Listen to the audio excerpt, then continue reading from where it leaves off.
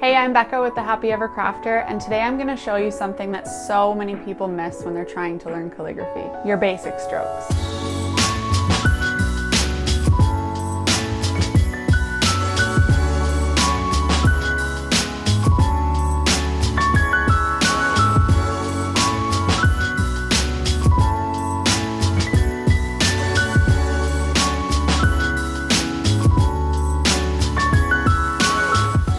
Basic strokes are kind of the foundation in your entire calligraphy alphabet. So you learn each of these strokes, and then when you put them together, they turn into an alphabet.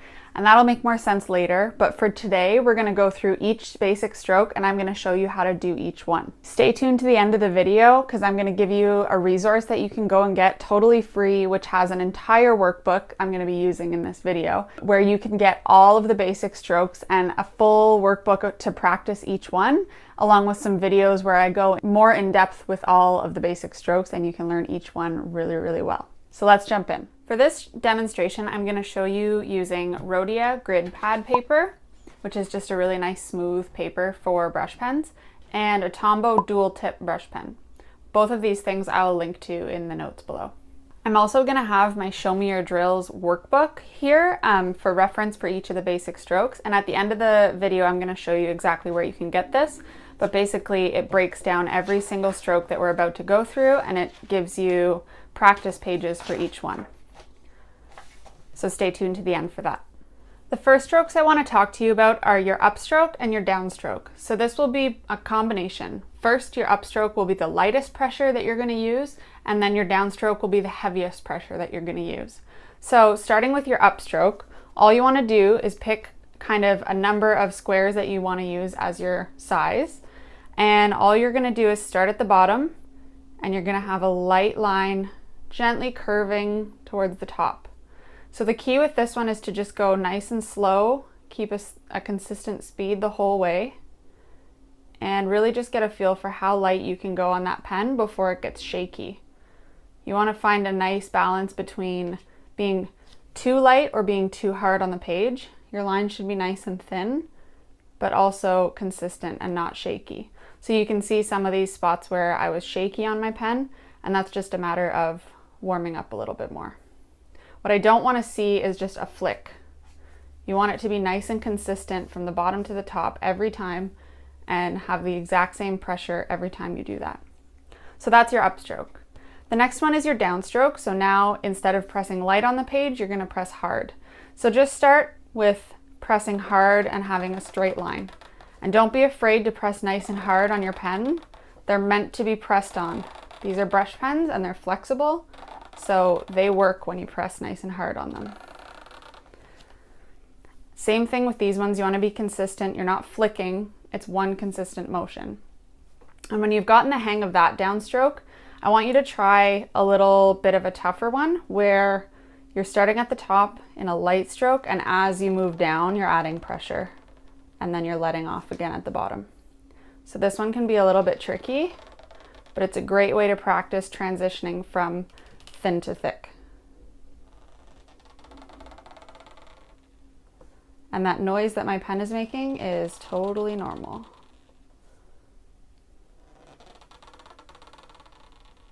See how nice and slow I'm going? So if you're going too fast, you're not going to have time to do those transitions nicely. So that's two kinds of downstroke. And then at the end, when you're feeling comfortable with all of those, you can do a combination of both. So you'd go light up and then hard down. Light up, hard down. Light up, hard down. So just go ahead and fill a page or two really, with this kind of stroke, and then we're going to move on to the next one.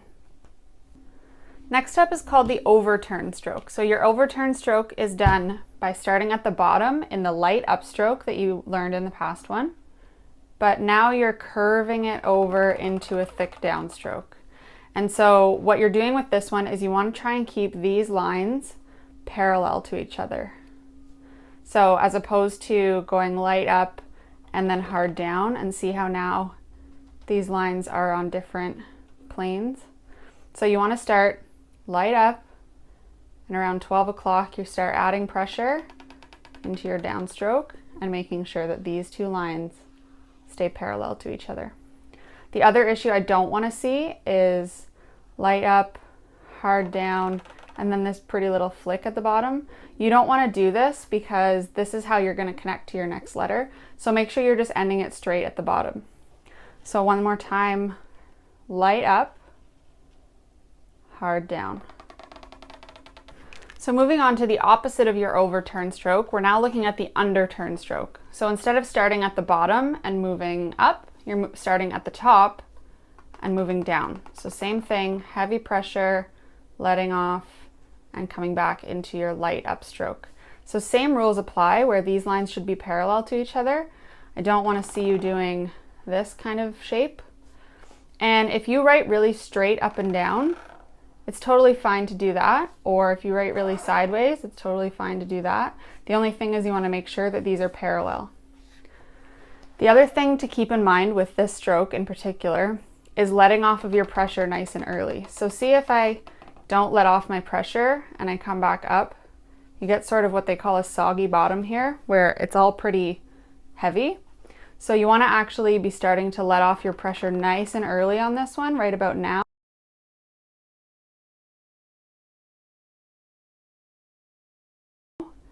And as you come back up, over here will be nice and thin. So you want to start letting off about here, and as you come down, it gradually gets more thin. The next one is called a compound curve, and this one can be a little bit tricky. So now you're combining kind of both of the underturn and overturn stroke into all in one. So what you're doing is you're starting at the bottom in your light upstroke, and then you're transitioning back down, and then you're transitioning back up. So now all three of these lines should be parallel to each other. So you don't want to be going up and then out and then up and having these all on different angles.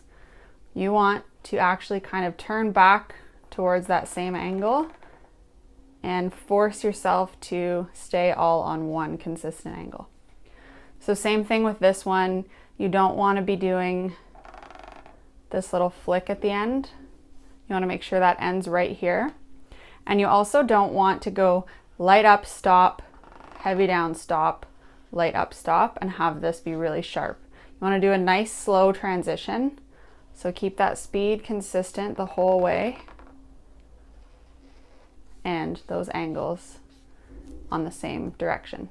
Next up is the oval, and the oval can be really tough. So right off the bat, what I see most students do is start at the top in your heavy downstroke, and then as you come back up, there's a problem. So see what happens here. Now, if you started at the top, those two lines don't meet up nicely. So what you actually need to do with the oval is start off to the side a little bit, like I've shown in the book here. So you're gonna actually start in an upstroke, and then as you come back down and they meet up, they're both nice and light here. So this one takes a little bit of practice. Often I'll see students having trouble with that connection there, or they'll be concentrating so hard on the pressures that as they come back up, they actually sort of miss the mark here. So take a couple minutes and practice the ovals because they can be pretty tricky. And you also want to make sure that you're not having that soggy bottom issue at the bottom of the oval again, where you forget to let off the pressure. So I see this happen a lot, and it's a really hard habit to break. So try and make sure that you're letting off your pressure nice and early right off the bat. This stroke is called the ascending loop.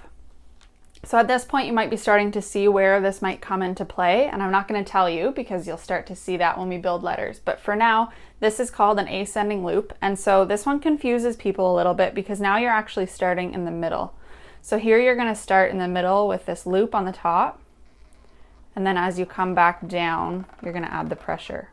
So what I see happen a lot with this one is people think they should start at the bottom, but if you start at the bottom, you'd be pressing hard and going up, which is wrong, right? So you actually need to start in the middle. So the middle, and then down into your downstroke. So what I also don't want to see is this little tail sticking out. You don't want to have that there.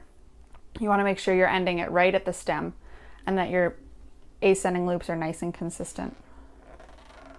So try and keep them all going on the same angle as you work at them. Consistency is key with calligraphy. And the last stroke I'm going to talk about is the descending loop. So the descending loop is obviously the opposite of the ascending loop. And now you're actually starting with your downstroke, and as you come back up, your light stroke. So same thing, I don't want to see the little tail getting added at the end, as pretty as that looks. You don't want to do that. So really nice, steady speed, and it ends at the stem.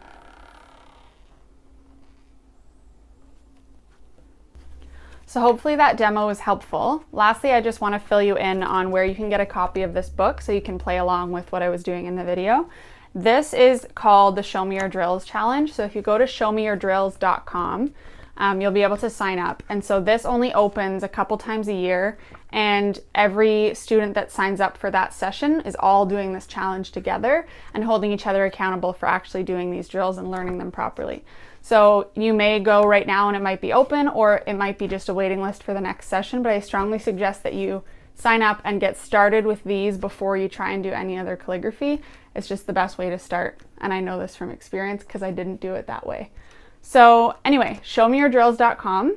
And in the meantime, you can just be practicing from what you learned in the video. And I'll see you next week.